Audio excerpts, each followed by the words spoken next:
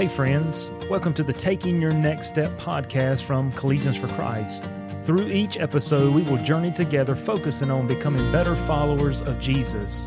If you're eager, like I am, to follow Jesus Christ and take your next step now by joining us in today's episode. So we looked at the truth, the attribute of God being omnipresent on Tuesday. We established what it is, the main verses it comes from, how David talked about it, how Jeremiah talked about it. We talked about what it means and how it naturally flows or follows from God's infinity.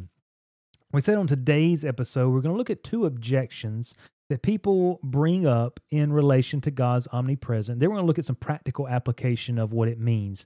Remember our phrase, what difference does it make? We want to look at that towards the end of the episode. So the first objection people will bring up about God's omnipresence is this, the incarnation, when God became a man in Jesus Christ.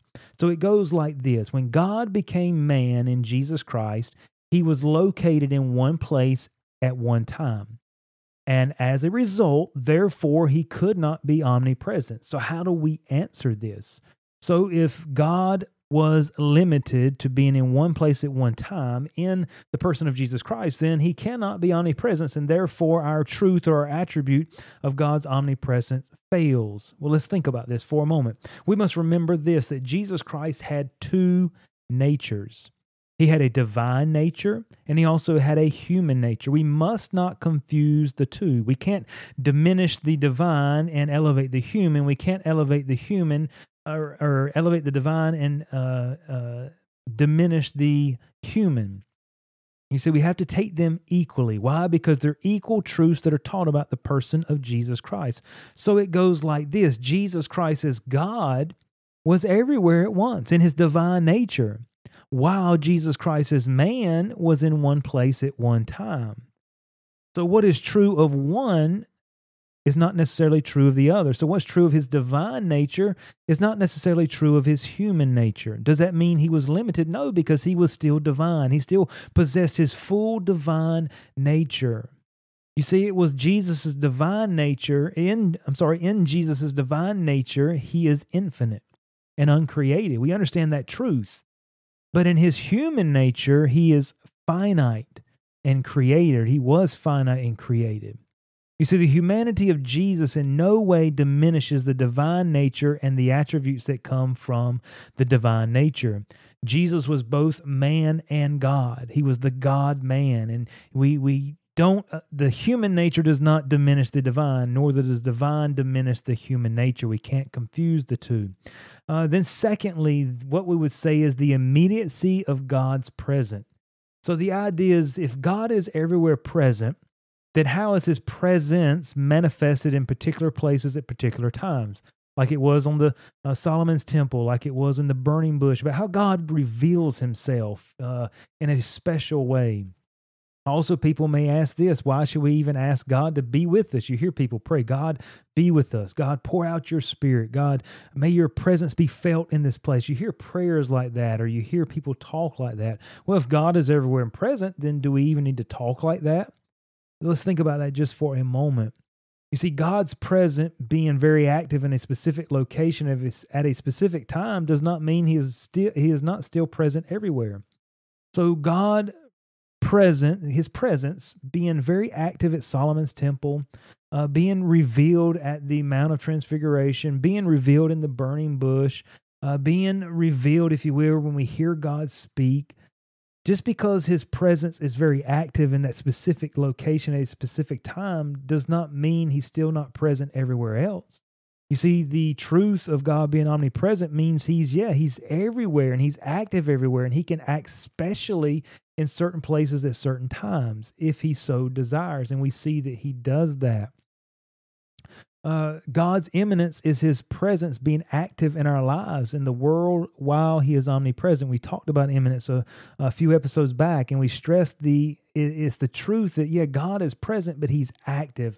And if God's active, then we should expect his presence to be manifested in special ways at certain times. That's the way God speaks to and reveals and talks to the prophets and everything. So the other one was, why should we ask God to be with us, to reveal his presence if he's already present with us? Well, there's a difference in how we relate to God's presence or how he reveals his presence. I know God is everywhere present at all times, but there are specific times when I have experienced a realization of his presence. I don't know about you, but have you ever been in a church service? You ever been in your car? You've ever been in your room? You ever been in your office? Wherever, and you experience an overwhelming sense of God's presence. I would imagine you have felt that, or you will at some time in the future. They're very memorable moments. You don't feel that all the time. As you just sense a realization of his presence. I've been in services where you just experience, God has been there. His presence has been manifested or revealed, more active than maybe it has in the past. Does that mean he's not omnipresent? No, it kind of goes back to what we've already said. He can be active in certain places at certain times, but it doesn't mean he's not omnipresent.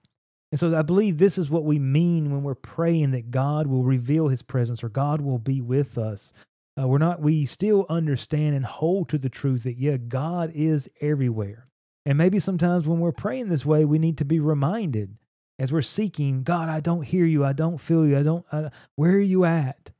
And we need to be reminded that God is there. And if we're a believer, God's inside of us in the Holy Spirit. We don't have to run to find him. Remember what David was talking about on Tuesday's episode. Whither shall I flee from your spirit? Where can I run? If we can't run anywhere to hide from him, then we don't have to run anywhere to get to him because he's already there. You see, we don't have to run and find him. God, hey, Marco Polo. No, we don't need to do anything like that because God's presence is with us. Jesus said, I will never leave thee nor forsake thee, and he meant that. So what would be some practical application? What difference does it make in my life today that God is omnipresent? Well, two thoughts, and there's many more, but one is convicting. Knowing that God is present everywhere should create an awareness of our actions. I don't know about you, but it's very convicting to think that God is not going to miss anything in my life. You see, we must be aware of what we are doing and how we are doing it. It's not like we can get to the end and say, God, I didn't do that. What are you talking about? Are you sure? I don't know if you got that right. No, because God's omnipresent, because God is omniscient, God knows, he sees, he's there, he's active. There's no way that you and I can dismiss or get away or hide or shove under the rug or hope, what we did in secret or what we did behind closed doors will not be seen by him. He's already there. He's already seen. He already knows. So yes, it's very convicting to think about that. And I think sometimes that would help us if we would be mindful that God's presence is with us, where we're going, what we're doing, what we're thinking, what we're saying. See, we're going to look at God's omniscience next week.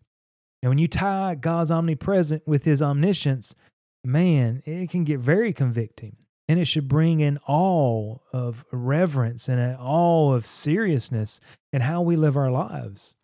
Because we're constantly standing in the presence of God. He's with us. He's there. So while it's convicting, it is also comforting. You see, we do not have to wait for God to come around. I just kind of mentioned that. We do not have to wonder if God is aware of what's going on in our life. And while, yes, that's convicting, it's also comforting because he sees what that other person did. He knows how they treated you wrongly or how they did that or how they manipulated that situation or how they lied in that situation or how they didn't create that factually or whatever they're doing. You see, he sees that, and his omnipresence coupled with his omniscience assures us that God can and will judge 100% righteously.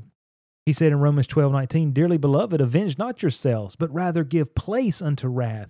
For it is written, Vengeance is mine, I will repay, saith the Lord. You see, it's very comforting to know as people treat us wrongly, as people do things to us where it seems like they get away with it, nobody else saw it, the boss at work didn't catch it, or my family members didn't see it. They think I'm the trouble or I'm the one line. No. God sees it. God knows exactly what is going on, and no action will ever escape God's eye. And God, in his justice, God will judge 100% righteously. Justice will be served. And it's comforting to know that God is always with you. You are never, ever alone. Jesus said, I will never leave thee nor forsake thee. How? How can he give us that promise? How can he tell those 12 disciples, 12 different people, I'm always going to be with you at all times? I mean, we're talking about, remember, the incarnation, Jesus, who was kind of confined to one place at a specific time. Why could he do that? Because he was also God, and God is omnipresent. And so God will be with you. God will walk with you. His presence is with you, guiding you, leading you at all times. And so as we think about God's omnipresence, we're going to look next week on our episodes at God's omniscience and see what that means for our lives today. Thank you for taking the time to listen. If this podcast has been helpful to you, we would love for you to share it with a friend or subscribe so that you can stay up to date on the latest studies. You can connect with Collegians for Christ online for more information and resources at cfccampusministry.com.